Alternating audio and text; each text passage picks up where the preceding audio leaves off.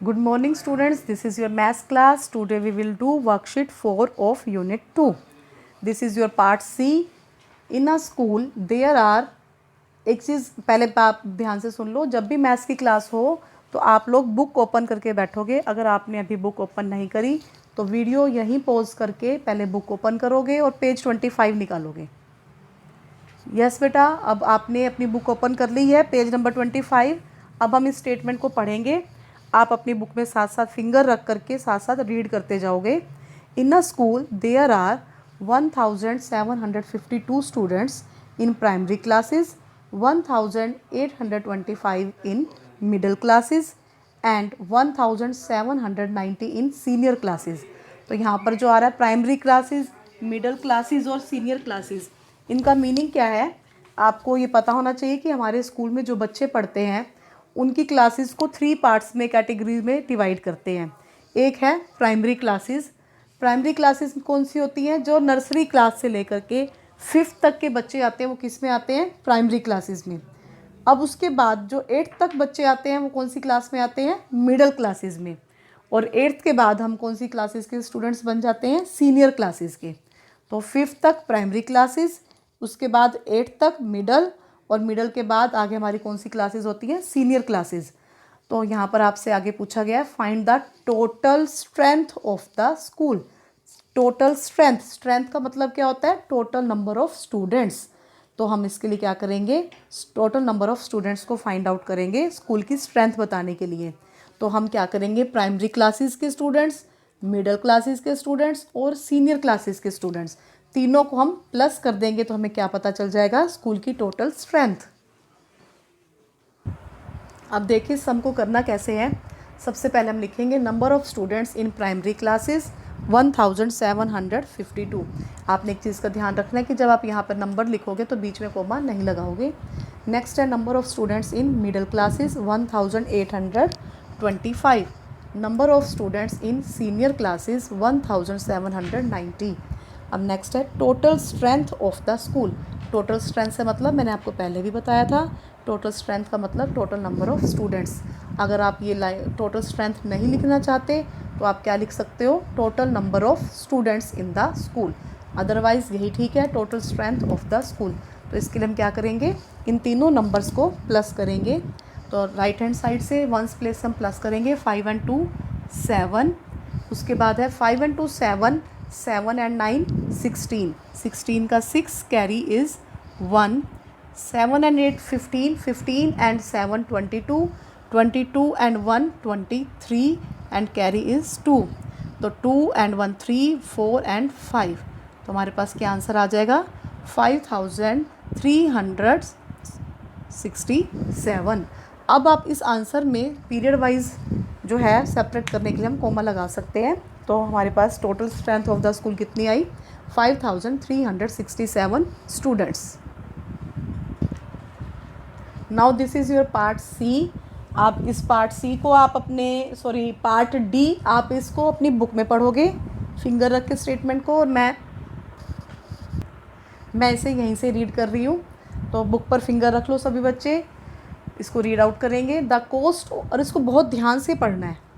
इसमें एक ऐसी बात है, एक ऐसा पज़ल है जो आप सब देखते हैं कि किसके पास कौन सा बच्चा ज़्यादा क्लेवर है, ज़्यादा ध्यान से सुन रहा है, उसको इन मैथ्स के बुक वालों की ट्रिक समझ में आ जाएगी कि ये आपको कैसे पज़ल कर रही हैं। ठीक है, आपने इन मैथ्स की बुक जो इसने बनाई है उससे आपने पज़ल नहीं होना, हमने उसको हरा के दिखाना है और हम इस क्वेश्चन को समझ के बताएंगे क्वेश्चन कैसे करना है। तो इसको ध्यान से रीड आउट करना है। The cost of a black and white TV set is 3690। Black and white TV जो है आप लोगों ने शायद नहीं देखा। जो आपके पेरेंट्स हैं, जैसे मैं हूँ या आपके पेरेंट्स हैं, हम लोगों ने एक ब्लैक एंड वाइट टीवी देखा हुआ जब हम बहुत छोटे होते थे। तो इस टीवी में कलर नहीं आते थे, तो वो उसकी कॉस्ट क्या थी? 3690। The cost of a colour TV set, जो कलर टीवी आजकल आप देख रहे हो वो colour TV set is ₹12,810 more than the cost of black and white TV set. इसका मतलब क्या है? सबको समझ में आया? यहीं पे ट्रिक है। तो आपने इसको ध्यान से सुनना है कि black and white TV set तो 3690 का है, लेकिन जो कलर टीवी सेट है, cost of colour TV set is 12,810 more than. अब इसकी कॉस्ट ज़्यादा है, इससे कितनी ज़्यादा है, 12,810 रुपीज़ ज़्यादा है ब्लैक एंड वाइट टीवी से। तो find the cost of both the TV sets, दोनों टीवी सेट की कॉस्ट बतानी है आपको। तो मैंने यहाँ पर देखो दो टीवी ड्रॉ कर दिए। ये जो फर्स्ट है ये ब्लैक एंड वाइट टीवी है, जो मैंने या आपके मम्मी पापा ने देखा हुआ है, आपने नहीं देखा। तो ये ब्लैक एंड वाइट टीवी की कॉस्ट कितनी है, 3690।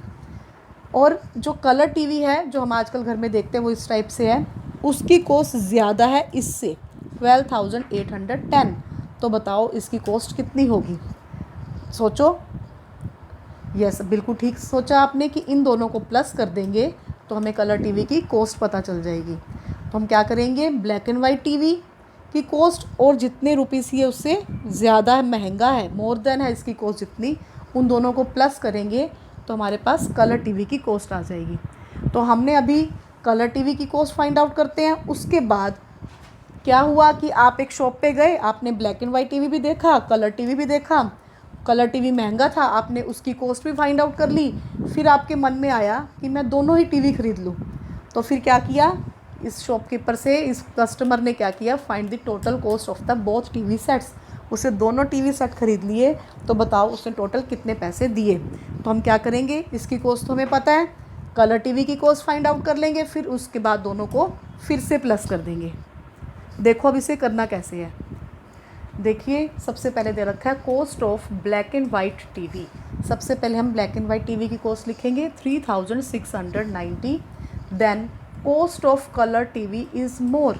कलर टीवी की कॉस्ट कितनी ज़्यादा है, यहाँ हमने किया था भी 12,810 रुपीज़ जो है वो उससे ज़्यादा महंगा मिल रहा है, क्योंकि इसमें कलर्स आते हैं।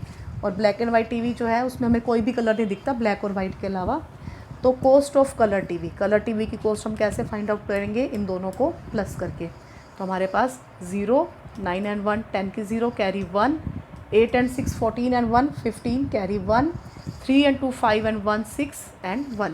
तो कलर टीवी जो है हमें कितने रुपीज़ का मिल रहा है, 16,500 का। लेकिन जो कस्टमर वहाँ गया हुआ था उसने कलर टीवी भी परचेज़ कर लिया और ब्लैक एंड वाइट टीवी भी, ये भी ले लिया और ये भी ले लिया।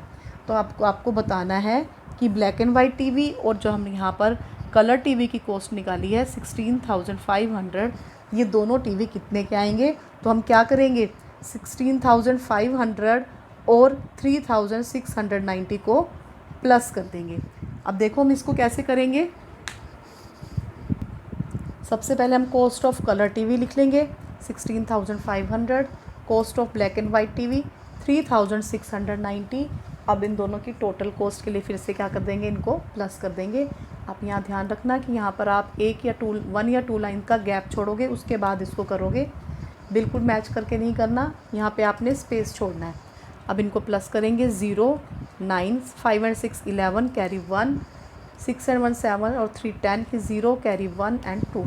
तो दोनों टीवी सेट कितने के आ गए, 20,190 रुपीज़ के। अब आपने ये जो टीवी मैंने ड्रॉ किए हैं ये आपको समझाने के लिए ड्रॉ किए थे, आपने नोटबुक में इसे ड्रॉ नहीं करना, आपने सिर्फ आंसर करना है नोटबुक पर। और यहाँ पर एक चीज़ का और ध्यान रखना कि आपने गैप छोड़ना है।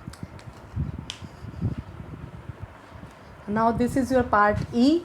इसकी स्टेटमेंट को रीड आउट करेंगे, पहले आप ध्यान से सुनोगे। Raman purchased a house for ₹6,65,700। Raman ने एक घर खरीदा, बनाया घर खरीदा 6,65,700 का। ही स्पेंट ₹2,975 ऑन इट्स रिपेयर्स। मतलब जैसे अब हम कोई भी ओल्ड घर हाउस परचेज़ करते हैं तो उसका हमने, हो सकता है उसने वाइट वॉश कराया हो, उस घर में उसका कोई गेट ठीक करवाया हो, कोई लॉक ठीक करवाया हो, कुछ भी उसने उसको कुछ फिनिशिंग दी हो, तो उसके कितने रुपीस और स्पेंड हो गए, 2,975। Find the amount he spent in all. उसने कितने पैसे जो है सारे खर्च कर दिए। सबसे पहले उसने अपना हाउस ख़रीदा 6,65,700 का, फिर उसने उसकी रिपेयर पे और भी पैसे खर्च कर दिए। तो आपने ये बताना है कि टोटल उसने कितने पैसे खर्च किए। तो सोचो इसके लिए हम क्या करेंगे, वेरी गुड, इसके लिए हम प्लस करेंगे। देखो अब इसे कैसे करना है। देखो इसे कैसे करेंगे। Cost of house is 6,65,700 spend on it's repair ₹2,975।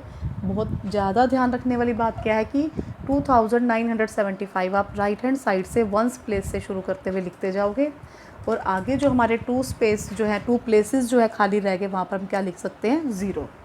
अब उसके बाद है Raman spent in all, Raman ने टोटल कितने पैसे खर्च किए, तो इसके लिए हम क्या करेंगे, plus 0 and 5 5 0 7 7 9 and 7 16 carry 1 5 and 2 7 and 1 8 6 and 6। तो उसने टोटल कितने रुपीज़ खर्च किए, 6,68,675। यहाँ पर हम कोमाज लगा करके पीरियड वाइज सेपरेट करेंगे, लेकिन यहाँ इन नंबर्स में कोई कोमा नहीं लगाएंगे। तो अब हमने अपनी वर्कशीट 4 कंप्लीट कर लिया। आप इन क्वेश्चंस को समझोगे और अच्छे से समझने के बाद ही आप अपनी फेयर नोटबुक पे राइट करोगे। ओके बेटा, थैंक यू।